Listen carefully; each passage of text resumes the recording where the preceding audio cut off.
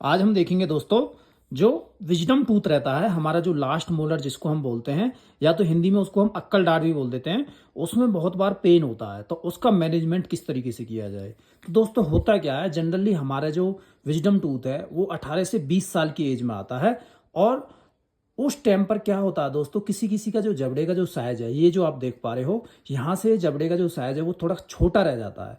तो उन केसेस में जब लास्ट मोलर जब इरप्ट होता है, तो उस टाइम पे उसका जो ग्रोथ है वो सीधा ना होकर के टेढ़ा मेढ़ा आता है। या तो वो लेटा हुआ आएगा, या तो पीछे की तरफ टिल्टेड आएगा, या तो बक्कली इधर की तरफ टिल्टेड आएगा, या तो इधर की तरफ, जिसकी वजह से उसमें बहुत ज़्यादा पेन होता है। खाना फंसने की प्रॉब्लम रहती है, यहाँ पर कहीं ना कहीं खाना फंसता रहेगा, जिसकी वजह से दोस्तों उसमें बहुत ज़्यादा डिस्कम्फर्ट फील होता है। तो उसके लिए हमको क्या करना चाहिए, सबसे पहले तो दोस्तों उसमें हमको ध्यान रखना पड़ेगा कि उस जगह पर कहीं पर भी खाना नहीं फंसना चाहिए।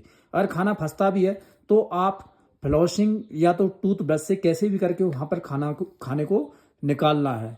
दूसरी चीज आपको करना क्या होगा दोस्तों, जो इन्फ्लेमेशन हो जाता है उसको सबसाइड करने के लिए आपको थोड़ा हल्के गर्म पानी में नमक डाल के कुल्ले करने पड़ेंगे। जिससे कि क्या होगा दोस्तों, यहाँ पर ब्लड सप्लाई, नर्व सप्लाई बढ़ेगी। और ये जो पूरा एरिया है दोस्तों, ये पूरा एरिया धीरे धीरे जो इन्फ्लेमेशन है इसका खत्म हो जाएगा। जो गर्म पानी में नमक डाल के कुल्ले करोगे आप, वो मल्टीपल टाइम्स करना पड़ेगा, यानी कि दिन में 6 से 7 बार दिन में।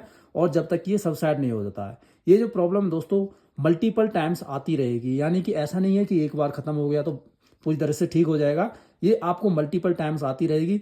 इसके लिए आपको करना वही होगा कि थोड़ा हल्के गर्म पानी में नमक डाल के आपको बार बार कुल्ले करने पड़ेंगे, जिससे कि यहाँ का जो क्या है इन्फ्लेमेशन पूरी तरह से ठीक हो जाए। अगर फिर भी ये ठीक नहीं होता है तो दोस्तों आपको एक डेंटल एक्सरे लेना पड़ेगा, जिससे कि आपको पता चलेगा एग्जैक्टली इसकी जो पोजीशन है वो क्या है, और आप आसानी इसको क्लीन कर पाओगे। अगर फिर भी आपका दर्द ठीक नहीं हो रहा तो आप एंटीबायोटिक्स भी ले सकते हो, क्योंकि इसमें क्या है समटाइम्स बहुत ज़्यादा इन्फेक्शन हो जाता है, तो उसको सबसाइड करने के लिए आपको एंटीबायोटिक्स लेना पड़ेगा। अगर फिर भी ये ठीक नहीं होता है तो उन केसेज में दोस्तों हम इसको निकाल देते हैं सर्जिकली। जनरली सर्जिकल निकलता है, क्योंकि ये क्या है पूरा का पूरा बोन के अंदर रहता है, दिखाई भी नहीं पड़ता है। तो इसकी वजह से इस दांत को अगर ये प्रॉब्लम बहुत ज़्यादा कर रहा है तो उस टाइम पे इसको दोस्तों हम निकाल देते हैं पूरी तरह से।